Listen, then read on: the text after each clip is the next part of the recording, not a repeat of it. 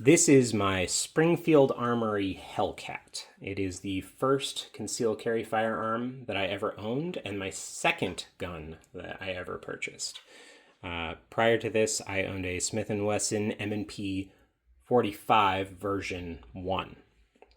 The version 1 M&P 45 is a full-size handgun. It is far too large to conceal carry. So when I decided that I wanted to jump into this world, I knew I needed something smaller. And so this is what I went out and purchased. At the time of purchasing, this was brand new. There were not a ton around. This was the first one I ever saw in stores. This was early 2019. It was around the time everybody was just finding out about COVID for the first time. And you can probably tell why I wanted to jump into the concealed carry world. Let's do a visual and physical safety inspection here. So here's our visual inspection, our physical inspection. The chamber is empty. We're going to close the slide, point it in a safe direction, pull the trigger, and we know that the firearm is safe and empty. You can see, you can see that the magazine that we're going to use today is empty, and you can see that there is nothing in the mag well. All right, now that that has been said, we can start talking about this. So this is a not high capacity. It is the highest capacity subcompact that you could get around 2019. 13 rounds in a subcompact was unheard of. It was the first one that I ever got. This is changed. Today you can get subcompacts with around 17 rounds base. What that means is that they just make larger grips. And that gives you the option to fire more rounds, but it gives you a better grip on the subcompact, which is nice because subcompacts are a little snappy, so you need a little more control. This came with a flush base plate. This is the extended that also came in the box, but you had to swap it out. What this does for us is that it extends your pinky a little bit so that you can get a better grip on it. It's very nice. The beaver tail protects your hand, but on more modern subcompacts, you'll get a little bit more. So, 17 rounds as opposed to 13 plus better grip. There is nothing wrong with this grip, though. It is what I would call a medium aggressive texture. It's not going to be sharp anywhere on you. You're not going to hurt yourself gripping it really tight. You could death grip this. You're not going to walk away with scuffed or scarred hands. But because it is a snappy gun, snappy meaning you get a lot of recoil real fast, you're not going to be able to use the flush base plate as easy if you have larger hands. Your hands are going to feel like you're gripping something that doesn't have a lot of stability. But 13 rounds, 2019, it was good enough for me. I wanted it. That having been said, there isn't anything particularly special about this model other than that. In fact, there are actually some problems with the original.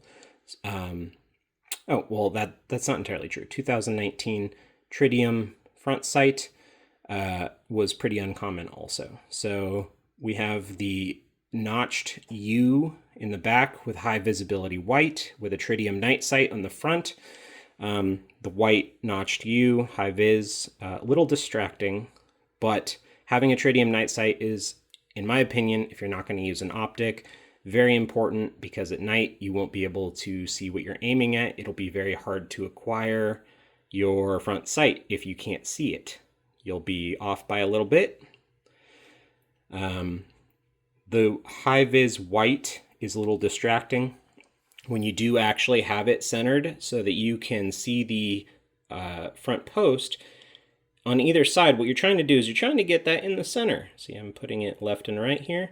You're trying to get it dead center. and it's hard to see how much space you have in between the two white because your eye constantly aligns over to the white.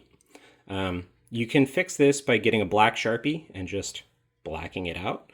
You can also, I've heard people say that they do acetone, and acetone will take the white off entirely because I believe it's just paint-based. It's not a deal breaker. You can learn to overcome that minor distraction. But if you're not going to go out to the range and practice enough, I would advise taking off some of the white to make it so that when you do practice, you are getting the most out of that practice rather than trying to overcome something that's unnecessary. Let's talk about some of the flaws that occur on this other than, just the sights. So when I purchased this trigger had one major flaw. I believe it's been fixed in the later models, so we're going to do a reset so I can show you. The stock Hellcat back in 2019 came with this trigger. I have not swapped it out. I have done a slight modification to make it so that it actually functions. It's still safe after the modification. I did lots of testing. But it comes with a bladed safety.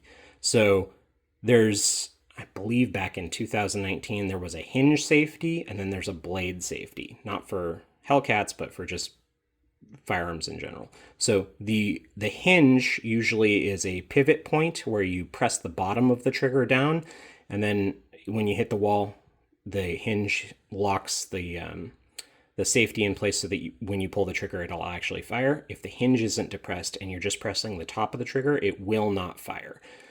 This is the bladed safety. So it's kind of the same principle. You can see that there is actually a hinge in the middle, but now it works like a seesaw. So this blade right here is not the trigger, it is the safety.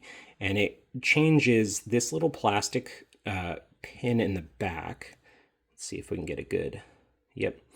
So if you try to press the trigger, looking there, it catches on the frame and it won't let you pull the trigger. No matter how hard I push, it will not do it. If you press the blade in, you can now go all the way to the wall and pull the trigger. I'm not going to do that because I want to show you what's going on with it. So when I first purchased it, before I did any of the modifications, if you had any pressure on this side of the trigger, it would angle in a way that this blade couldn't be fully pushed in, which means that no matter how hard you tried, if you are in the mag well, or not the mag well, the trigger well, and you're pressing on the side and you pull, it would not pull. You can see I'm kind of doing it now, but I'm putting an extreme amount of pressure on it. So you had to alter it, polish it up in the back here in a way that it would slide in more easily, in a way that it doesn't negate the actual use of the safety, because you don't want to take the safety away. You want it to be safe, but you want it to be functional if you accidentally draw and put too much pressure on the side. That is a thing that will happen when you are drawing and you put your finger in the trigger well. There is a chance that you're going to graze the trigger as you do it, which is not great if you're putting any pressure there. So that is extremely unsafe, because in a life or death situation, which is when you would draw your firearm, you're not going to have the best control. No matter how much you train, you might be a little panicked, you might be a little rushed. So putting that pressure in there could be a costly mistake. So fixing that was important for me. I fixed it. I believe the newer models don't have that issue. So this shouldn't be a thing that you have to worry about if you do decide to go get a Springfield Hellcat today. Obviously, it's something I test on all of my firearms now. My Smith & Wesson M&P 2.0 that I just purchased also has a bladed trigger. I thoroughly tested it. It didn't have any issues. So that is one of the unique things about this. Other than that, this is, again, just a completely standard firearm. There's nothing particularly special about it. Having a light on your concealed carry wasn't very common until recently. This has a option to put a light. It is so small that only like 2 lights fit it. They made one specifically for the Hellcat. I believe they also made optics specifically for the Hellcat. This is a Shield RMS optic cut. You can see that it is optic cut. I believe the very, very first Hellcat model, which was just like months before this came out, didn't have an optic cut at all. But the Shield RMS is you can direct mount to this. You don't need an optics plate or anything like that. If you wanted a different cut, you would need an optics plate. But I believe the RMS, if you have it, most optics will actually be able to co-witness the standard sights, which is kind of rare, but this is a deep cut, so it allows for that. It's pretty snappy, 3.6 inch barrel. You're not getting good accuracy at range, but 13 rounds. Most self-defense incidents occur within 7 yards, so it's going to do what it needs to do. All of the mechanics function great. The magazine release is nice. It's flush. You're not going to accidentally press it, but it comes out enough right there that you can easily press it. It's small enough that your thumb will be able to reach it, even with small hands like me. Magazine comes out nice. You don't have to do anything. Yeah, I would advise a Springfield Hellcat to people if they needed a concealed carry, but there's better guns these days with more features. If you trust Sig Sauer, those are much more comfortable. Sig Sauer P365s, X macros, all of those are going to come with more features, feel like better guns. They come with the downside of being from Sig Sauer.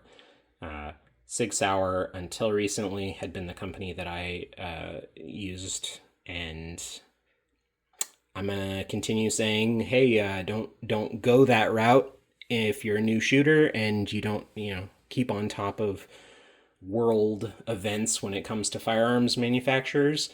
I'm still waiting on some sort of response from the company to see if they handle this appropriately. It doesn't seem like they are. So if you wanted to go Springfield route, it's perfectly fine. You're not going to be super impressed with it. The grip has flat edge grips. I like that. That is actually very nice.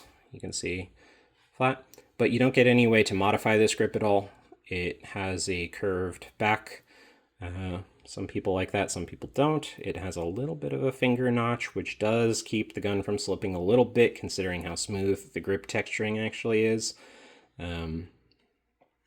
It's not so smooth that it's going to slide out if your hand is wet, but it is smooth enough that you're not getting like a really good grip on it.